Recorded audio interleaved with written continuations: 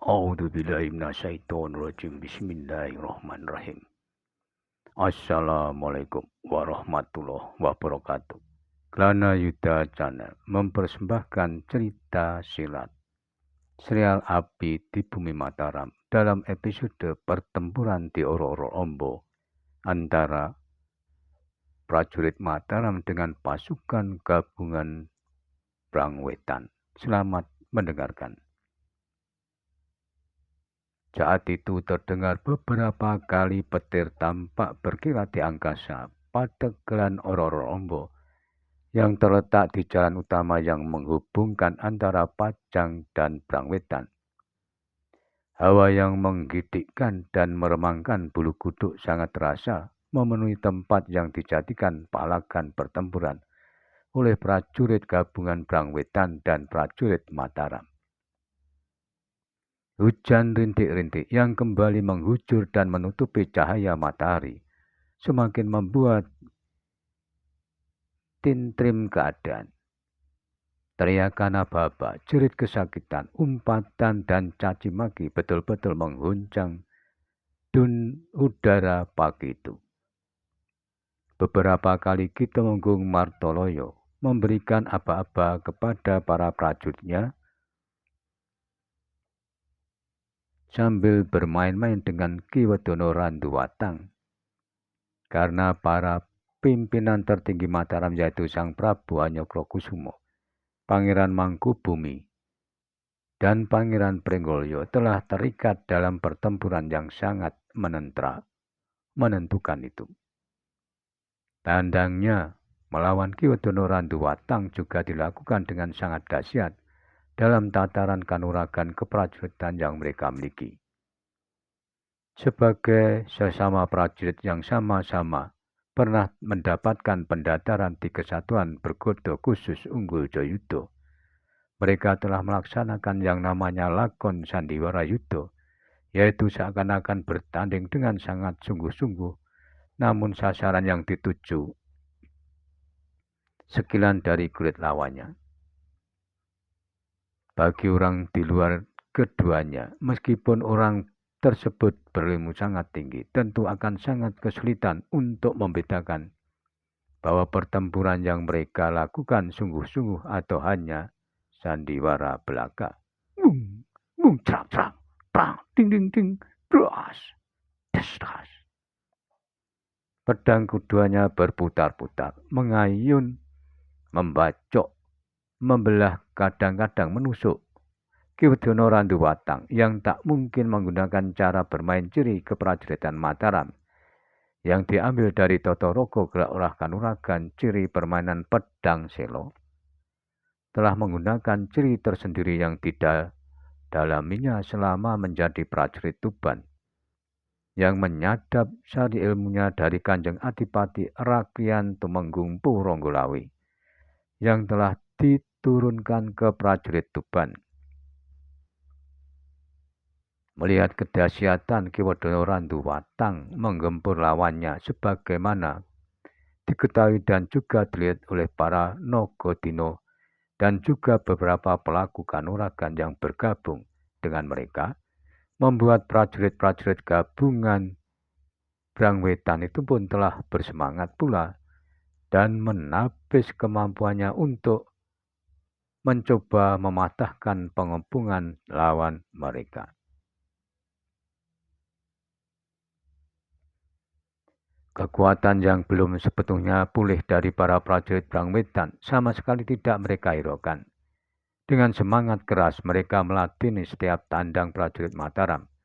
Dan apa yang menjadi perhitungan Ki Wedono Randuwatang sebagai senopati utama yang telah mengatakan kepada para senopati-senopati di bawahnya dan juga pada para Nogodino serta Empu Ontobugo yang salah perhitungan dalam melawan Mataram, sekarang telah terbukti. Meremehkan Mataram adalah hal yang sangat berbahaya. Jarak yang cukup jauh menurut perhitungan, namun kenyataannya, semalam prajurit Mataram itu telah mengepung mereka entah dengan cara apa dan tanpa mereka ketahui sama sekali. Sekarang prajurit-prajurit yang kurang beristirahat ini, meskipun dari awal terlihat sangat kuat, secara perlahan-lahan tenaga mereka mulai menggedor menghadapi gedoran prajurit Mataram yang bagaikan gelombang lautan tidak berhenti-henti.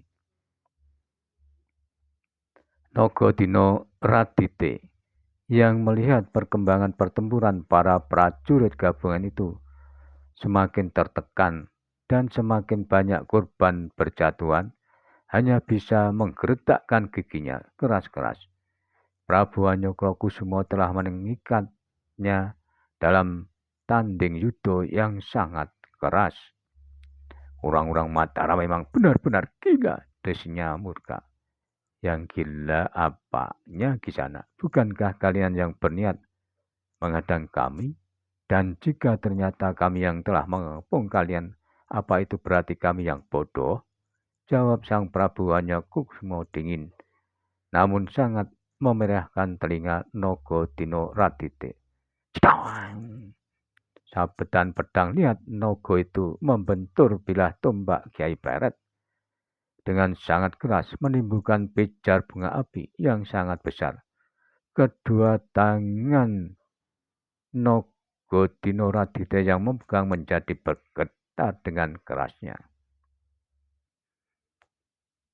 Sementara itu, di Pategan Ororombo, di samping jalan utama yang menghubungkan antara Pajang dan Wetan itu, telah menjadi saksi kedahsyatan pertempuran antara Mataram dan kekuatan gabungan Brangwetan. Prajurit gabungan Brangwetan yang berencana menghadang kepulangan prajurit Mataram karena musim penghujan yang tidak memungkinkan mereka untuk terus-menerus menggebur Surabaya, justru telah terjebak dalam pengepungan yang teramat sangat menyulitkan mereka. Korban-korban yang semakin banyak berjatuhan dari pihak prajurit gabungan Brangwetan semakin menjadi tidak terkendali. Kelelahan yang belum tuntas, kesulitan menyediakan persediaan makanan akibat terputusnya sumber air karena gelar gagal, lawe tepuk gelang, dan dahsyatnya tandang prajurit Mataram, yang persediaan makanan juga telah menipis sehingga perlu untuk secepatnya kembali ke kota Raja Mataram.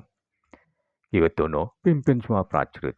Lawanmu aku ambil alih, teriak Panewo Singogati yang melihat betapa semua prajurit gabungan Brangwetan itu semakin terdesak hebat.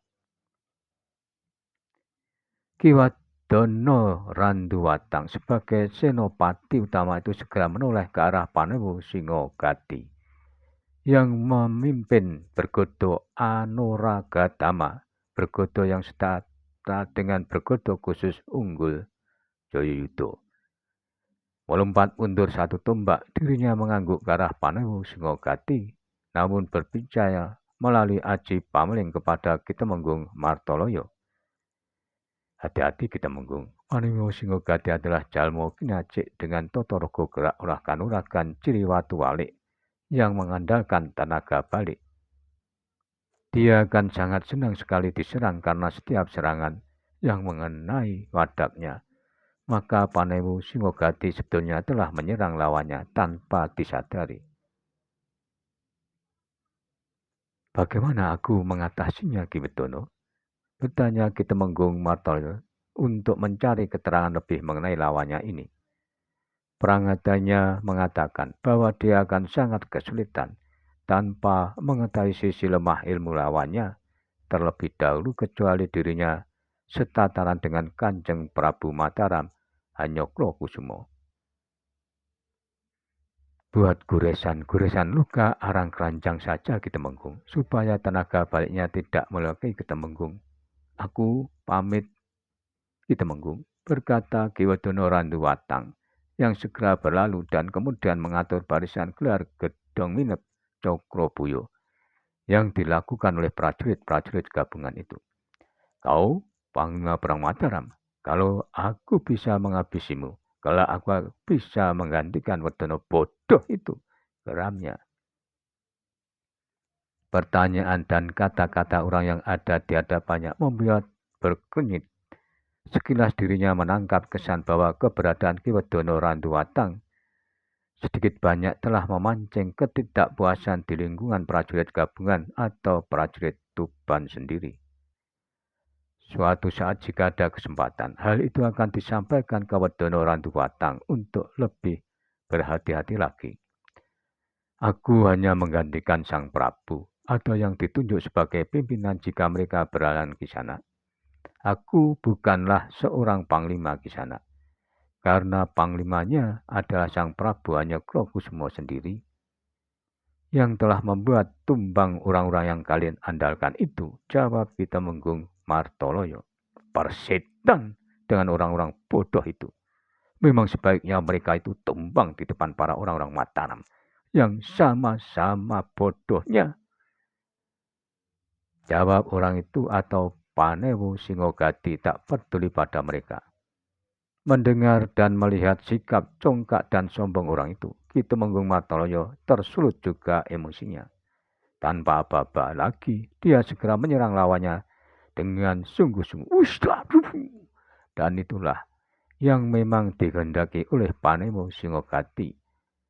Semakin marah lawannya, maka semakin dahsyat orang itu dan menyerangnya, yang berarti dirinya akan leluasa menusukkan getar aji watu walik kepada lawannya. Segenikah kemampuan seorang senopati perang Mataram, cerocos mulut Panewu Singogati untuk semakin membuat panas lawannya. Ki Temenggung Martoloyo yang ditunjuk sebagai senopati utama sebelum kedatangan Sang Prabu Hanyakrokusumo bukanlah orang sembarangan. Kelantipannya dalam bersiasat sangatlah bisa diandalkannya. Maka dengan demikian, cerita silat api di bumi Mataram dalam episode pertempuran di Ororo-Ombo antara Mataram dengan pasukan gabungan Brangwedan telah berakhir, dan nantikanlah episode-episode lainnya. Terima kasih. Namun, bila mana ada yang berkenan subscribe, like, serta berkomentar, dipersilahkan. Terima kasih kepada para pendengar setia channel Klana Yuda yang selalu mengikuti cerita-cerita silat di dalam channel ini. Semoga kalian semua dalam keadaan sehat walafiat dan selalu dalam lindungan Allah Subhanahu wa Ta'ala.